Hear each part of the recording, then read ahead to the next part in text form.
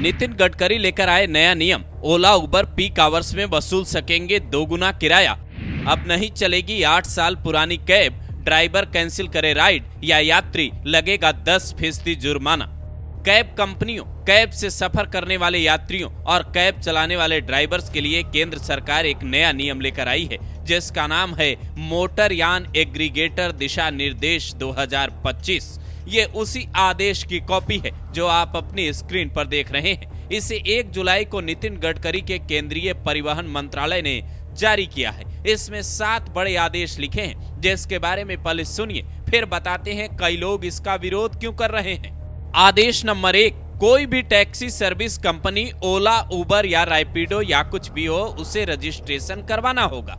आदेश number 2, peak hours यानी सुबह शाम जब डिमांड हाई होती है, कैब कंपनियां 2 गुना किराया ले सकेंगी, यानी जहां 100 किराया लगता था वहां किराया 200 हो जाएगा। अब तक ये 1.5 गुने तक ही सीमित था। आदेश नंबर 3, नॉन पीक आवर्स में बेस किराया जो तय है उससे कम से कम 50% किराया देना होगा।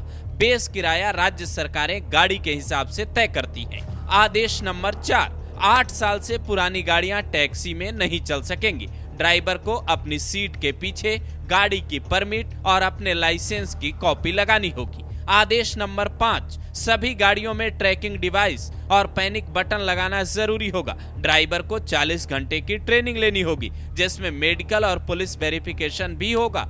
आदेश नंबर 6, ड्राइवर बेवजह कैब कैंसिल करता है तो उसे बेस किराए का 10% जुर्माना देना होगा। अगर कोई यात्री भी बेवजह कैंसिल करेगा तो उसे भी यही जुर्माना देना होगा। आदेश नंबर 7, ड्राइवर को 5 लाख का हेल्थ बीमा और 10 लाख का टर्म इंश्योरेंस भी मिलेगा, ताकि उसकी सुरक्षा सुनिश्चित हो।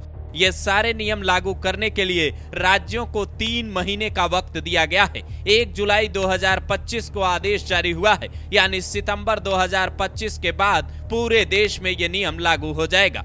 आप कहेंगे इससे तो यात्रियों की सुरक्षा भी तय होगी और ड्राइवर के लिए भी ये फायदेमंद है। किराया बढ़ने से कैब कंपनियों को भी फायदा मिलेगा, तो फिर विरोध किस बात का? तो ये विरोध ठीक वैसा ही है जैसे दिल्ली में 10 साल पुरानी डीजल और 15 साल पुरानी पेट्रोल गाड़ी पर बैन लगाने को लेकर हुआ। बाकायदा पेट्रोल पंप पर पुलिसकर्मी पहरा देने लगे और जैसे ही गाड़ियां आती उसे सीज करने लगे।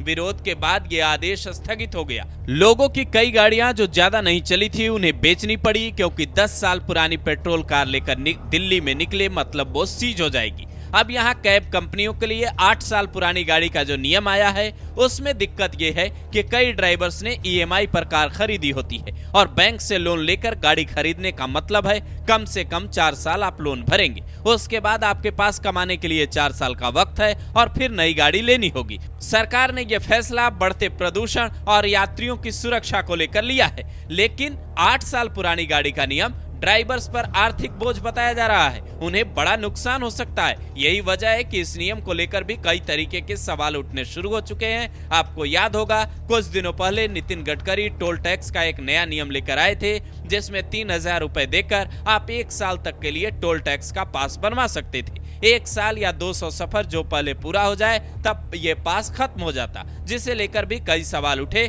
सवाल स्पष्टता की कमी को लेकर थे। अब आप इस नए नियम को कैसे देखते हैं? अपनी राय जरूर दें।